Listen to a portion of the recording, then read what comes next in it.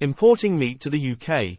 A comprehensive guide. The UK is a major importer of meat, with over £7 billion worth of meat products entering the country each year. This represents about 60% of the total meat consumed in the UK. The majority of this meat comes from the European Union, with countries such as France, the Netherlands, and Germany being the top suppliers. However, there is also a significant trade in meat from other countries, such as Brazil, the United States, and Australia. The reasons for the UK's reliance on imported meat are complex. One reason is that the UK has a relatively small agricultural sector, and it is not able to produce enough meat to meet the country's demand. Another reason is that the UK has a relatively high standard of living, and consumers are willing to pay for imported meat that is perceived to be of higher quality. The appeal of importing meat to the UK. There are a number of different factors that businesses need to consider when importing meat to the UK. These include the type of meat. Different types of meat have different import requirements.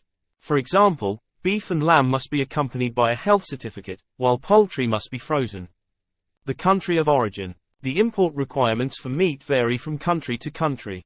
Businesses need to check the latest regulations before importing meat from a particular country.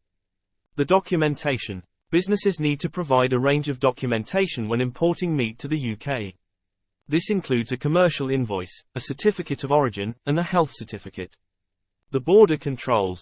Meat imports are subject to border controls by the UK Border Force. These controls are designed to protect public health and prevent the introduction of animal diseases. In addition to these factors, businesses also need to consider the following when importing meat to the UK. The cost of importing meat. The cost of importing meat can vary depending on a number of factors, such as the type of meat, the country of origin, and the method of transportation. The availability of meat. The availability of meat can vary depending on the time of year and the demand for particular types of meat.